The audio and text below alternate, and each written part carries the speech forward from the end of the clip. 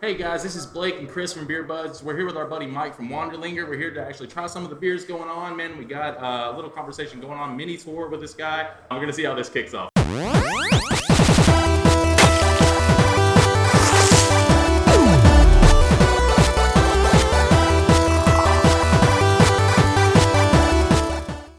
Going straight into the beers, man.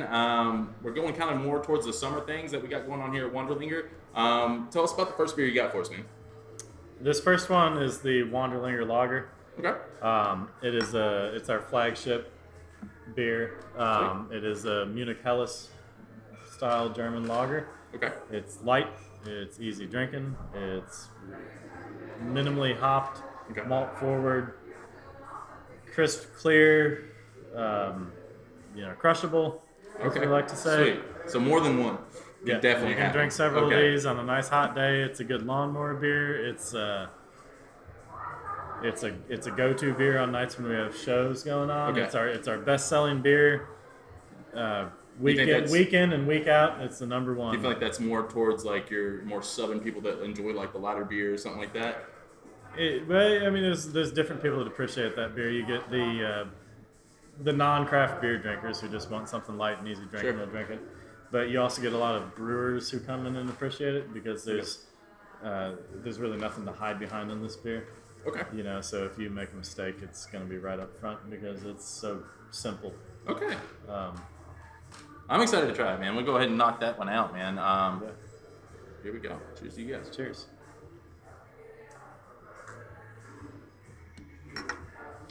Definitely easy drinking. Like for me, I could definitely have more than that. Yeah. More than that. Yeah. Chris? Yeah, I mean, not. It is definitely light. It's not harsh, I guess you'd say. So. Straight off, man. Like that's brilliant. Yeah, I like it. I like light something. Me personally, in the summertime, like I think of the mowing beer. Yeah. So this is a mowing beer. Yeah, lawnmower beer. Absolutely. This is a lawnmower beer. Yeah. For sure. This is one of my homebrew recipes. I've been making this one. I was making this in the garage. So that's for years. Like for sure. Going into like one of the first questions I have for you. So like, and we'll circle back to this is actually the second question I was gonna have for you since you brought it up though. So like, what was your inspiration of brewing? Like, what made you actually say, hey, let's kill it. Let's brew beer. Why did I start brewing beer? Yeah. I had friends in college. I love beer, obviously. Sure. I had friends in college that brewed some beer, and I was like, man, if those guys can brew beer, I can brew beer. Okay. I have a science background. Okay, I have a bachelor of science. I can figure this out and brew some beer. It just started. It started small. 5-gallon batches. Started with the first batch I brewed was a kit. Okay. And then I bought a book and started reading, and started getting ever more complicated batches. Moving further towards all grain brewing, and within 6 months, I think I was brewing all grain. 5-gallon all grain batches, and then moved up to a 10-gallon system, and then a 15-gallon system, and started kegging the beer instead of bottling it, and just kept taking up ever more and more of my garage to where you couldn't hardly walk through. And there's just this path down the middle, and it's all kettles and fermenters and fermentation chambers and microscopes and all this. So a meth lab. Yeah. Often, I'd be brewing in the driveway and often think, people walk by wondering, what the hell is this? Were you selling it at that point? Or you can't sell it. You can't sell. Oh, okay. Yeah. So I'd have my can't sell it. I'd have my friends over, and that's why I had to keep getting bigger systems, because you brew a batch of beer on a 5-gallon all grain 5-gallon system. It still takes you 6 hours of brewing. Okay. And you're still waiting, 6 weeks before you can drink the beer, or long if you're bottle conditioning, you're waiting how long it's in 8 secondary, to 10 weeks. Yeah. And secondary and all that. So that's why I was like, well, I should brew 10 gallons, so I should brew 15 gallons, because you'd have some friends over and all the beer is gone, and you have no beer. So you had to upgrade just for your friends. I may brew more beer, because it sucks to put all this work into it, and then you have a couple people at the end of the weekend, and there's nothing left, and you're like, man, I waited 8 weeks for this beer, and it was gone in one weekend. So we can go into the second beer here in a sec, man. But like that brings me to another point: is that you're local Chattanooga, you're from here. Is that right? No, I'm not from I tried here. to read up a lot before coming here. I've lived here. I moved here in 2009. Okay. wife and I went to MTSU, and we both went to high school in Nashville area. Okay. And we got burned out on the Nashville thing, and thought we had some friends in Chattanooga. We loved Chattanooga. It was, we're backpackers. Before we had kids, we backpacked and hiked a lot. Sweet. And coming here got us closer to the mountains. It's a real outdoorsy city. Sure. You got all the water sports. I live on Signal Mountain. So we moved here to be closer to the outdoors. And then we bought a house. We had kids. We became ingrained in the fabric of the community, and Wanderlinger sprouted up. So y'all sometime after y'all been here how long now? So like a total 10 of years. In this location? No, the brewery. I've missed out. I've lived in Chattanooga 10 years. We opened Wanderlinger in December. Okay, so I remember So actually we're at after like Bruce Guys, 7-8 months. Yeah. after Bruce Guys, I actually visited y'all's tent more than anyone's. And Lord forbid, I can't remember the beer I kept trying. It was 2 years ago. It was the 100-day IPA and the lager. Well, this recent Bruce Guys. Oh, this year. This year's. Yeah. So I was with a couple friends, and I asked, I said, "Where y'all at?" They're like, "Over there." So like we literally trekked right over here afterwards, and I mean, down there for a football from the yeah. At that point, we had already had so many, and we walk over here and it's like, "Where are ya?" And and there was a shirt I wanted to buy, so we bought the shirt and whatever. But like, I think the ambiance of this is a little bit different because it's so spread out in y'all's location. Because you got this area that seems a little bit more of the like togetherness, and then you got like that. You got a venue in here, which you don't find a lot in a lot of local breweries. That's what makes us different. We're a music venue. I think that. In addition to being a brewery, which that turns off some people, but because they want the easy sip and just quiet. They want to come in and but that's what I love music and I love art, so that's why we have an art gallery and we have a stage, and we're gonna do both of those things, and we dove headfirst into both. We want the music scene to succeed in here, and we want the art creates a So I didn't have it as a question, but like even as a community, like that brings that in. Yeah. Which, we bring in the local arts community. Our art is beer. Yeah. But we support other arts too. So we have the visual arts and performing arts. I think that, for Chattanooga, when you think Chattanooga, obviously you think the mountains, you think getting away, doing the hiking, doing the Tennessee Aquarium and all that stuff. But like thirdly, you got such a big art district in Chattanooga. Yeah. That's so big. Local band scene is ginormous. When you got Chris here that's in like 6 bands. For a city this size, we've got a really great music scene. The second beer we have, which you want to bring that up to if you want to go ahead? This is the Mount Sterling Pilsner. Right. It's a Bohemian Pilsner. We dry hop it. Okay. Which makes it a little different than your normal Bohemian Pilsner. It's a light dry hop. So what gives it the name Bohemian? It's like a Czech style or German, a southern German Bohemia region Pilsner. Okay. So we dry hop it, so it's a little different. So it's a Pilsner. It's crisp. It's light, but it's also not a lager that an IPA drinker should ignore. If you're an IPA drinker, you might like this beer because it's not aggressively hoppy, but it's hop forward. Okay. Feel that one. You kind of get notes of lemon, and that's from this. So it's Mountain Sterling Pilsner. We use Sterling hops in it. Okay.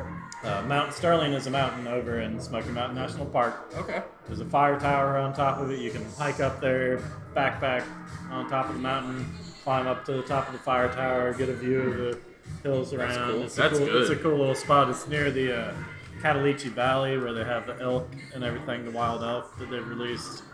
Oh man. So this is it's a summer. That's still crushable. It's a summer quencher. Yes, it is. And that's our lineup right now. So we change our beer lineup seasonally. So right now we have a summer lineup. So we have a lot of beers that are under 6% ABV. They're light in color, light on the palate, easy drinking. So that's what we're aiming for right now with our beer lineup. I can't even imagine what the first Pilsner was I ever had. Not imaginably, everybody could Miller say Lite, Miller Lite, or from what I've heard, and I could be wrong, Budweiser is also a Pilsner. Is that wrong? But like going into stuff where you can actually taste a lot more than just it's beer. Yeah. Like, you know, that's the biggest outspring to me is that this one right here, definitely, once again, we just need like a thing that goes across the video. It's just like a lawnmower. Yeah. Just a lawnmower. This one's like, but I like the first one better than this one. Yeah. Yeah. So this one's more hop forward. This one's more. That one is more malt forward. Yeah. I mean, it's still definitely easy drinking. But if I had to choose between the two, I'd pick the first one. Yeah. And that is the first one's our flagship. Best, it's our flagship. It's our best selling beer. But hats off, man. So far, so freaking good. One question I had for you, man, was obviously like, what's the future plans for you guys? So like, what's what's in the future for you guys as far as like events, like product, like what do you guys have in plan as far as like getting out there? So we just got our crowler machine. So we've started filling up crowlers. Okay. And we are in the process of getting our labels approved to start canning. Yeah. Nice. So our goal is to be canning by sometime late summer, early fall. Okay. Something like that. We gotta wait for our approvals to get back. I can imagine the process. Yeah, and then once we get federal approvals back, you gotta file with the state, and then you gotta schedule with. We're gonna use a mobile canning company. Okay. Where they bring in a canning line. Nice. Can your beer, and then they leave with it. So whenever you need them, it enables you to get your foot in the door. Okay. The packaged beer market without having to drop, $100,000 on a canning line. Yeah. You can kind of get your foot in the door and say, I mean, there's some people that just continually use the mobile canning units. They're happy with it. They don't have to keep the can inventory on in-house. They don't have to have a canning line that's sitting there, and then worrying about, am I using this enough? Am I getting my money's worth out of this machine that I've spent all this money on? What do I need to do to, maximize the utilization of this piece of equipment? We're gonna, do that to start, and hopefully sometime late summer, early fall, you'll start seeing our cans. Is it too early to ask like what beers you have in mind as far as canning? The Wanderlinger Lager and the 100-day IPA. For sure. Yeah, we'll start with our flagships. Okay. Yeah. Right on. I'm assuming close if you're actually into that, like going towards like the winter seasons, you're thinking porters, stouts, possibly. We have our Russian Imperial Stout, King Salamander. Will come back on. You had that during the back in April when we were here, and that was the beer I had when I got here. Yeah, we still have some that we've been cellaring away, so we'll be able to put 2018 King Salamander on tap this fall. Yeah, year aged. It's good. It's aged well. That beer is aged really well. Now, have y'all teamed together with any like Chattanooga whiskey or like anything like that? I hear that's a thing going on. That is a thing. We do not have a barrel program yet. Okay. We will get one going before long, but we don't have a barrel I program. will buy you out of house and home when that happens. We will have a barrel program soon enough. Cool. Man, the last beer, amazing. So we're going into what now? This one is the Just Another IPA, Just Another Hazy IPA. Okay. It is our first hazy IPA we brewed on the big system. It's a hazy or New England style IPA. It's juicy. I'm smelling vanilla. You get notes orangey. Really? You get notes of vanilla, orange, mango, blood orange, maybe a hint of grapefruit. Good. Definitely smells good. It is. I mean, it looks. Man. It looks like a glass of mango juice. It does. It does look like a glass of juice. I just spill it on myself. As it warms up, the aroma really comes out of it, and it smells like juice. This you gotta like that, Chris. So this is the creation of Jared, my assistant brewer. Okay. We collabed on it a little bit, obviously, but this is mostly Jared. He's so hazies are huge now. Like that, like if you go into like the double IPA game, or if you go into like just like I call it NEPA, which I guess that's a big thing now. NEPA. Yeah. Which are the New England style IPAs, is that like that's so big, and I wouldn't even say just during summer. Like they're just so big now. Lactose has been a big. They're hyped beers. They're hyped beers. So like lactose for me has been the downfall on the side of things, but this is good. Like, did you add lactose to this? No, there's no lactose in this beer. There we go. I know we tried one that had lactose in it that was just. It does have wheat. Okay. It has wheat in it. Yeah. And a little bit of oats, which gives you. It helps give you the softer mouthfeel. Okay. Where it's almost silky. It is silky. I'll give it that. Pretty silky. That's a good dang beer, man. That's from the wheat and the oats that give you that soft mouthfeel. That and then that that juice flavor kind of coats your tongue. That's after good. you swallow. That's good. So far, man. That's my beer right there. This is the one we're hoping gets the hop heads excited. That's good. And the thing is you're not getting a bitter like IPA feel like you normally would from the hops. No, that's the thing. Smooth. The hazy IPAs they're not butter. bitter. There's almost no hops, no bittering hops added to it. Your hops are all late addition hops, which are all aroma and flavor. Okay. So you don't have hardly any bitterness backing this beer up, which is it's different for an IPA. That's what makes this style completely different. Is that it's not bitter. And I think it's been one of my biggest passions is to have something like this one day in my life. Like to have something like this where I can like literally pick up my own beer. That's good shit. This is the good Lake shit. IPA. Like, oh man, this is great. This is a great beer, man. This would be a good can. Like this is another I'd buy you at a house and home kind of thing. Yeah, the challenge with hazy IPAs is you got to figure out their shelf stability. Okay. Because that haze wants to drop out. And with these beers, your flavor, because it's your flavor is so driven by hops and your late addition hops that it degrades really fast. So normal IPA, you got like 3 months from the time you brew a normal IPA till its flavor starts turning like grassy. Okay. And the New England IPAs, they're less. You need to move those beers fast, and that's the challenge with canning them, is that they sit on shelves, and you lose the juiciness, you lose the aroma. So once it's shelved, you probably have what, 6 months? No, less than that. Less than that? Okay. And it depends on, do they keep it in a refrigerator or is it kept warm? If it's kept warm, you're looking at even less, maybe 30 days. So moving on to the last one, man. So this is another flagship you guys have. Yes. This is your 100-day? 100-day IPA. Okay.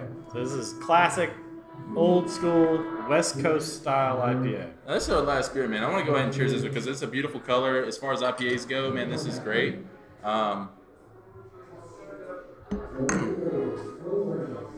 Floral. Very floral. Slightly citrus. Yeah. You get a bit of slight note of caramel in there.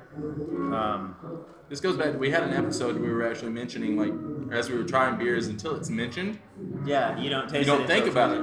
So when you just mentioned caramel, I was just like, oh shit, Yeah. there it is. I like this one too. I will say though, out of all of them, I'm still hooked on that first one as my favorite. Flagship, baby. It's a Yeah. flagship. It's all right. There's a reason. I don't take offense to that. Flagship boy. You can like the flagship. It's fun. Well, it's sad how like This is our best-selling IPA. It's our Yeah. second best-selling beer. Now this hazy IPA might we just put this on tap Thursday. Might overtake Okay. it. It Huh? might change the whole calculus. I you see know. it happen. It might change the whole calculus. We might be I see brewing it. this long term. But this right here, I'm definitely getting the floral notes. Once you mention the caramel, good God, like it's there. Yeah. But for me, It's aside there. from the You hazy, can taste it, but it's not. It's not a caramel bomb. no. Aside from the hazy, like It's I can still have more it's hazy. Balanced. It's pretty balanced. It's bitter but balanced. It's got the sweetness to counter the bitterness. As far as the hazy though, I could have more of the hazy than I could have this. Yeah, Hazy smoother for me. yeah. And this one's a little higher gravity too. They're both. Another thing we they're didn't both mention. 6%. So obviously your first two are going to be a lot lower. So they're around the 5 and 4. First two. The Wanderlinger Lager is 5.1. Okay. The Mount Sterling Pilsner is 5.8. Okay. That's The- big for pills. Yeah. So that's the hop that you're bringing into it, It's right? all, no, I mean that's just we make strong beers here. Good. That's what we do.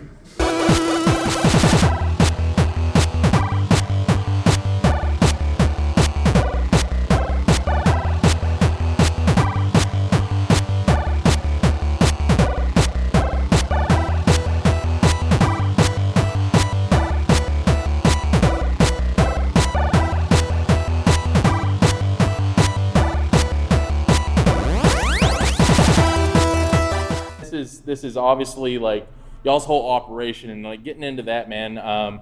We've tried a few beers, we've done all that, and we've interviewed you. We've talked about some questions about y'all's future and how we're going to go with it.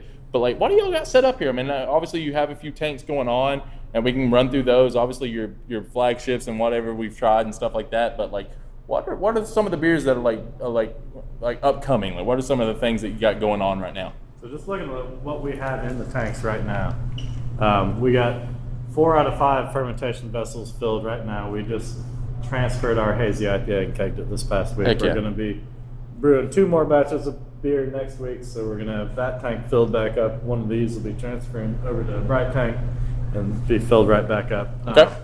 We have our lager, our pilsner, our Oktoberfest, Heck yeah. which is it's going to be something. People are going to like that.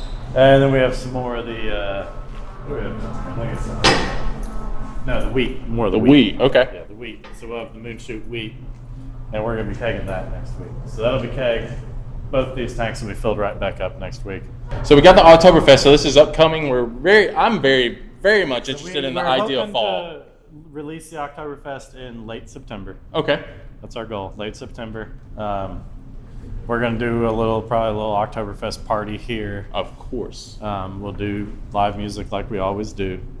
And, have something going on here for the last weekend of September is going to be when we're going to. All we need is a Flogging Molly cover band for that to go down. But I tried the Oktoberfest right off the bat, man. It's not even done, right? It's not even near done. It's not even near. How long do we have for that to actually still be in what we got going on right now? We haven't even crashed it yet. So Okay. Right now we're sitting at 56 degrees. We're going to be there for a few more days. We'll do a diacetyl test on it Monday or Tuesday, and then probably crash it, and then it's going to sit at crash temperature for 6 weeks. I mean, we're not looking to keg this beer until middle of September. Okay, so we got him in. So this beer has a lot of maturing left to Okay. do. And what you tasted was, is just a hint of what it's going to be. I can't imagine, man, because that taste was just like full bodied, It's got a lot of, every it's little malt bit about forward. it. It's complex. It's going to be dry. I'm excited. For So this. outside of just like the normal Oktoberfest like feel and people that actually love Oktoberfest, like who is this really going to cater to outside of it just being an Oktoberfest? Like who's that beer goer that's going to come in here and actually go for the Oktoberfest? Yeah, everybody drinks the Oktoberfest Of course. in September, October. I mean, they love that beer. I mean, it's a dry, malty lager. So it's a little different than the rest of our offerings. It is a lager, uses the same yeast as the Pilsner and the Wanderlinger lager, but much more complex malt bill. Yeah, I felt so many a lot flavors going on in darker. that. Yeah, there's a lot going on with it, but the Oktoberfest sells well. I mean, it's a smaller batch too. It's not a full fermenter. It's a 12-barrel batch Okay. instead of a 15-barrel batch. So once it's gone, it's gone. It's a flash in the pan. So keep in mind, it's and then you limited. can think about it till next year. Dude, that's the best part about it. I feel like that, like it's like watching your favorite TV show. Like it's like once it's gone, you gotta I wait. can't see it again till next year. What? Yeah, so I Yeah. mean, you're counting your calendar days until it Yeah. actually exists again. Yeah. So, like right off the bat, man, like y'all have given us so much awesome beer here today, and just the idea of like how everything is going on. I mean, y'all have been here for less than a year, Yeah. and y'all are actually able to give like this much like ingenuity as far as like your hazy IPA, which is like a bigger thing that's going on in the world right now. But you got your flagships like your IPA and your lager, man. And I mean, the lager for me, and even Chris here was able to say that like that's the phenomenal beer. So like for me to like come into a local establishment and to see like in a matter of 7 months, like y'all actually bringing in this type of like booming business in that long. I mean, I was here after Bruce Guys, and I saw the ambiance that y'all had here in this place, and the gallery, the music scene, everything like that is like y'all are bringing a different vibe than a lot of breweries here are locally. We're doing our own thing, man. You're doing That's your what own we do. thing. We're doing our own thing. We're doing what we love. We're making beer. We're making music. We're making art, and we're creating a place for people to come and just enjoy all three. Heck yeah, man. Like, this is going to be an awesome night. So we're going to release this episode probably next Wednesday. This is Mike from Wanderlinger, my buddy Chris behind the camera, and Blake right here with Beer Buds. Thank you guys for joining us and actually having a good time. Peace out.